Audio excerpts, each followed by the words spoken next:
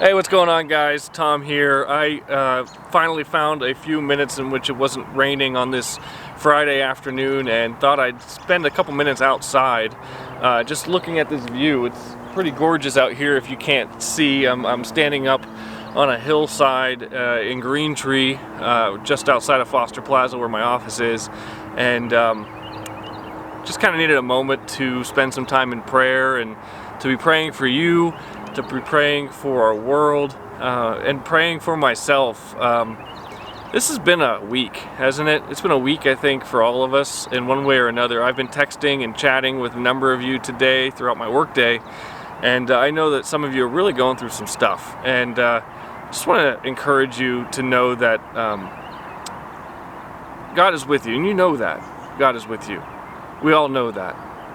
But sometimes we don't feel it. And I hope that you know that even when you don't feel it, God is still with you, especially in those moments. I think His heart yearns for you more when you don't feel Him than when you do.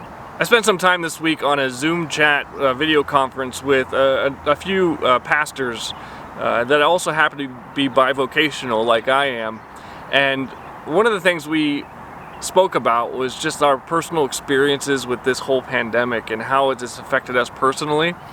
And I guess I recognize that there is a difference between our experience the way we experience this pandemic here in Western Pennsylvania and the way people are experiencing this pandemic in other parts of the world. But until I heard it firsthand and looked into the eyes of those who are living this reality in New York City, one of the biggest hotspots, if not the biggest hotspot in the world for this virus outbreak, I guess I really didn't personally know just how real it is. One of the pastors on this Zoom chat, he mentioned that his kids have not breathed fresh air outside of their New York City apartment since early March.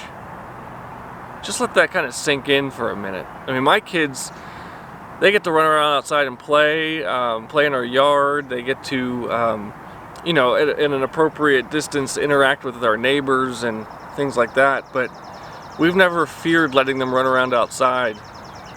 That's not happening in New York. I guess my point isn't to make you think that others have it worse or anything like that. That's not my point at all, but my point is, one of the pastors said, he made sure to mention that he's confident that in this season, God is doing something powerful.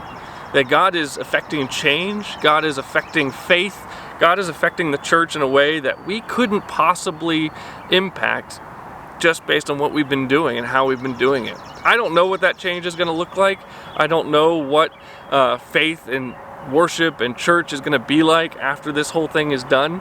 My heart yearns for us to go back to the way things used to be, but I know that they can never be quite like they used to be, simply based on the sheer fact that we've experienced all of this together. So I don't know what it is that exactly you might be going through today. I know that some of you have gone through some stuff this week that's been trying and difficult, and our prayers have been with you. I've been trying to alert the church about things that are going on as faithfully as I can. But whatever it is that you're going through, please know that God can and will use it. On Sunday, we're going to be talking about another passage out of the book of Galatians in which Paul basically talks about that very thing, where he says the things that he had done, the things that he experienced, they impacted and shaped him into the man that he was when he was writing that letter to that church. And I think that's something that I need to start looking at. What is my testimony going to be about the man I've become as a result of this season in life and this season in ministry? Am I going to desperately cling to the man that I used to be? Or am I going to seek God's Spirit and His heart and allow Him to mold me and shape me as a result of all that we've been through? The good, the bad, the ugly, all of it. And I know He's going to shape not only me personally, but He's going to shape and He's going to mold our church. He's going to shape and He's going to mold small groups. He's going to shape and He's going to mold all of us in ways that we can't even imagine. I hope that's been a little bit of an encouragement to you. I hope that entices you to join us on Sunday for our service, Sunday morning, 10 a.m. Be there. A couple updates I did want to pass on to you. We spent a little bit of time this past week collecting funds to feed the frontline staff at St. Clair Hospital. We joined other churches in this initiative called Feeding the Front Lines. I'm pleased to report that we raised $575 for that, so thank you very much for your contributions. Obviously, if you want to continue contributing to it, feel free. I did just send a check over to them for those funds, but we can always send a second. They're never going to stop us from sending additional support. One of those staff members happened to be an individual who was caring for Carl Kim when he was getting his blood transfusion this past week. I think this person just happened to mention that there was a group of churches in the South Hills that supplied lunch, and Carl was aware enough to say, hey, I think my church was involved in that, and sure enough, our logo was on the flyer that they received. So that's cool. That's very encouraging. Been getting updates from Jessica Clark out in Newark, New Jersey. She's doing great work, tireless work. So we continue to pray for her and encourage her as a part of our church family, serving those who are hit the hardest by this pandemic. The last thing I want to mention to you here this afternoon is simply that despite the fact that we've been geographically separated for quite some time now, and the decision about whether or not we can meet or when we'll be able to meet again is still outstanding. We're not exactly sure how and when that's going to play out, but whenever it does, I'm grateful for the fact that I have sensed a connection with each and every one of you. Despite the fact we haven't been able to meet physically, I've felt closer to many of you, most of you, through our digital connections, through Zoom, the Zoom chats, and Bible studies that Mike has put up, and our worship services, and all of that stuff. And I've been really praying through what I think the next chapter of the Hills life cycle could look like.